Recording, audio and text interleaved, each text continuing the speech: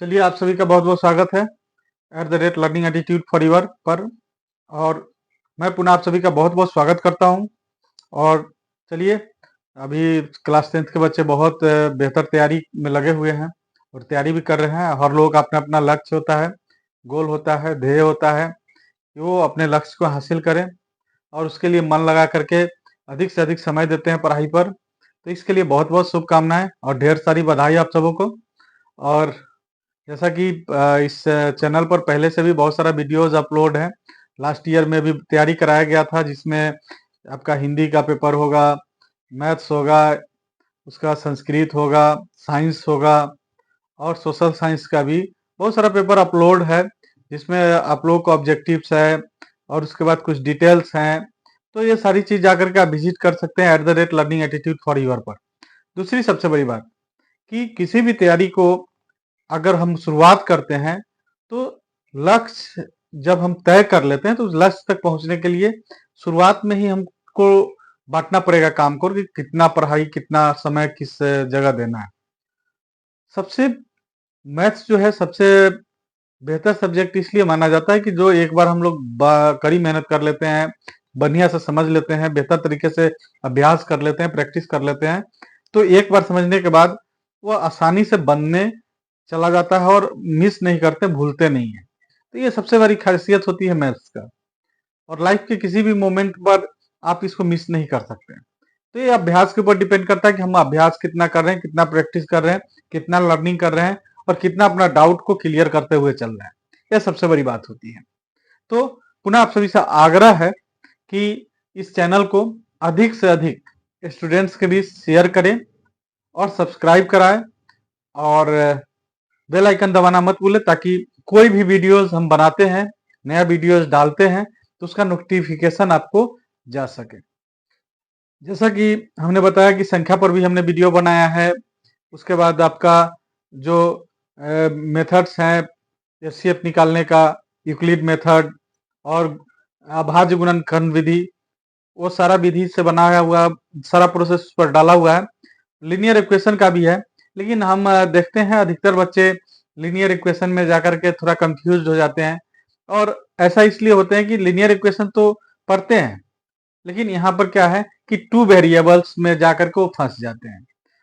One variables वाला तो easy है, आसानी से प्लस माइनस करके निकाल लेते हैं, लेकिन टू वेरिएबल्स वाला में बहुत थोड़ा सा दिमाग पजल हो जाता है। लेकिन घबराने की कोई जरूरत नहीं, इसलिए कि हम बेसिक से शुरुआत से हम इस चीज के नींव डालेंगे और शुरुआत से हम पढ़ाएंगे और सिखाएंगे आपको। पढ़ाएंगे क्या, सिखाएंगे कि कैसे बनाना है। गणित को सिखाया जा सकता है और सीखने के बाद उसको सोल्व किया जा सकता है। तो हम लोग रैखिक समीकरण का जो बेस है उस पर पहले हम चर्चा कर लें तो ज्यादा बेहतर होगा, क्योंकि बेस में क्या होता है कि रैखिक समीकरण जब हम शुरुआत करते हैं तो उसको ग्राफिकल विधि से जब देखेंगे, तो जब रैखिक समीकरण का हम लोग ग्राफ खींचते हैं तो एक रेखा के रूप में आता है ना। और इस वजह से उसको रैखिक समीकरण और लीनियर इक्वेशन का नाम दिया जाता है। अब देखते हैं कि इसको सोल्व करने का, रैखिक समीकरण को हल करने का विधि क्या हो सकता है। What are the methods to solve linear equation of two variables. ठीक है, क्या विधि हो सकता है इस टू वेरिएबल्स के लीनियर इक्वेशन को सोल्व करने का।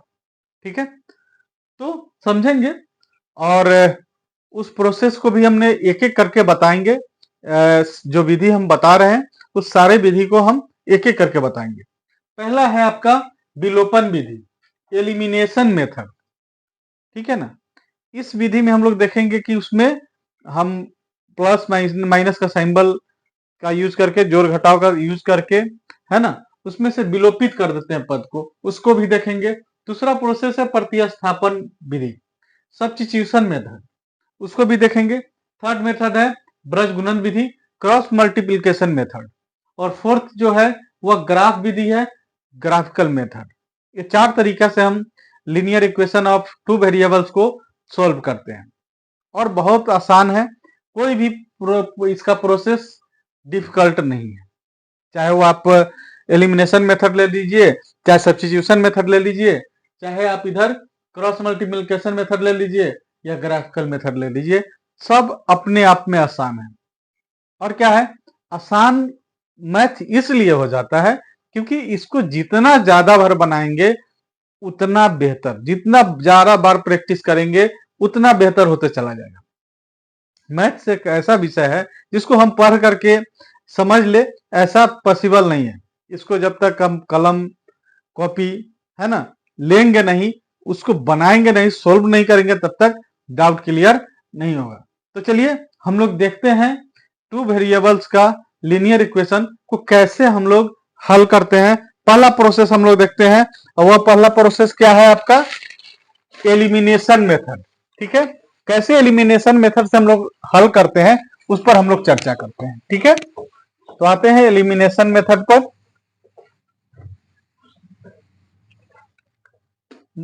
मान लीजिए कि हम यहां पर दो इक्वेशन ले रहे हैं।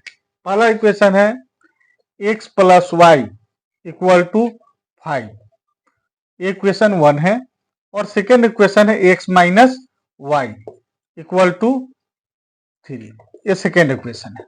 मान लिए अब इसको एलिमिनेट करना है, तो देखिए यहां पर y और y आसानी से कैंसिल हो जाएगा जोड़ने पर। तो इसको क्या करते हैं, adding equation 1 and 2 we get, एक और दो को जोड़ने पर हम पाते हैं, क्या पाते हैं, x plus y equal to 5 और x minus y equal to 3। Add करेंगे तो क्या होगा, y और y कैंसिल, x और x मिलकर कितना हो जाएगा 2x, इधर कितना हो गया 5 और 3 8, और x बराबर हो गया 8 बट्टे, जो इधर मल्टीप्लीकेशन में रहेगा वो इधर क्या आ जाएगा डिवीजन में, 4 टाइम्स कट जाएगा, x इक्वल टू कितना हो जाएगा 4।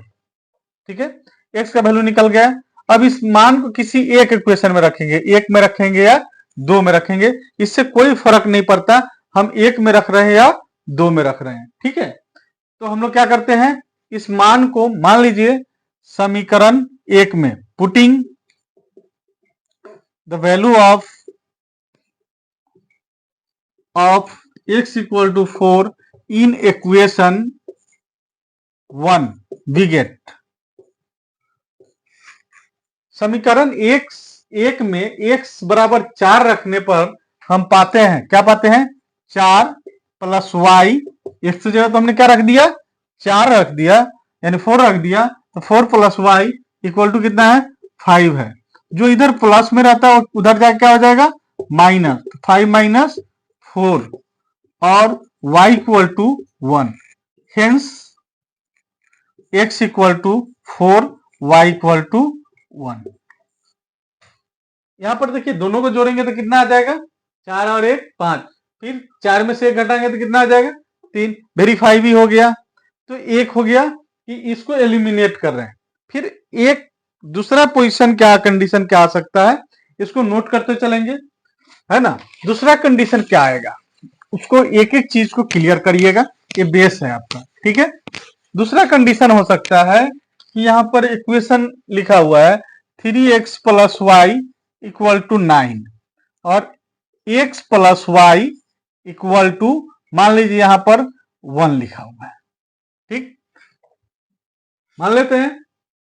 ठीक है, अब क्या है कि यहां पर इक्वेशन 1 है और यहां इक्वेशन 2 है। अब देखिए इस पर अगर जोड़ेंगे तो ये तो एलिमिनेट होगा नहीं, कटेगा नहीं, हटेगा नहीं, विलोपित होगा नहीं। तो विलोपित नहीं होगा तब क्या करना पड़ेगा, तब तो निश्चित तौर पर घटाव की क्रिया करनी पड़ेगी।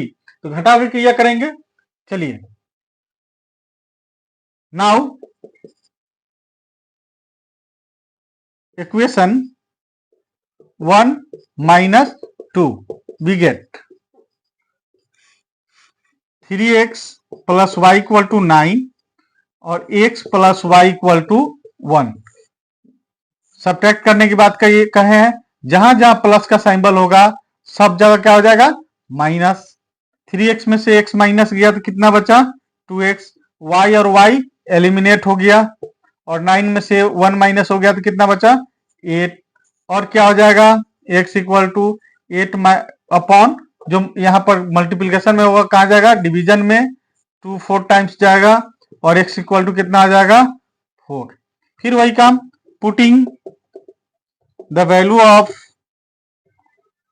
Of x equal to 4 in equation. अब किस में रखना आसान होगा, 1 में और 2 में। तो यहां दिखने में लग रहा है कि 2 में रखना इजी रहेगा, तो डाल देते हैं 2 में। We get,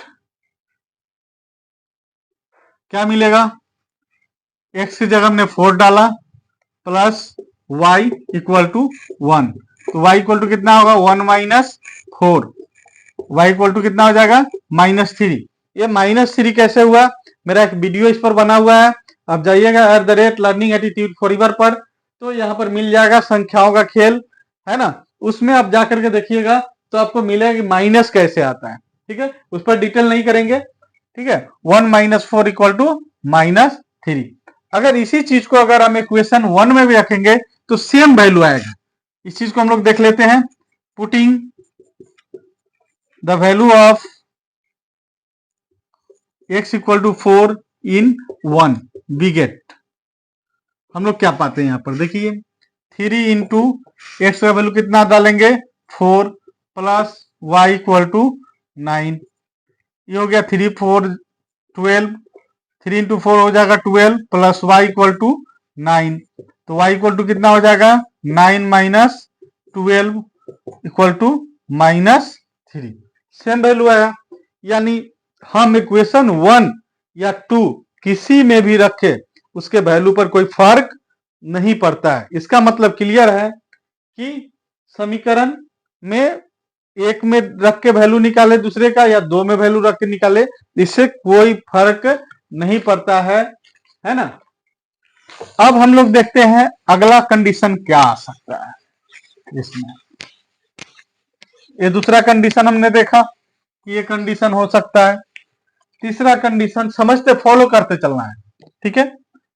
5x minus y equal to 17 and 3x minus y equal to 5 मान लीजिए। ये हो गया इक्वेशन 1 और इक्वेशन 2। अब यहां पर कंडीशन देखिए, माइनस है माइनस है, मान लेते हैं हम यहां पर भी क्या कर देते हैं, माइनस कर देते हैं, ठीक है। अब हम लोग चलते हैं इसको सॉल्विंग के तरफ। From 1 minus 2 we get 5x। आप कहिएगा सर 2 में से 1 को माइनस क्यों नहीं किए, तो कर सकते हैं, कोई दिक्कत नहीं है।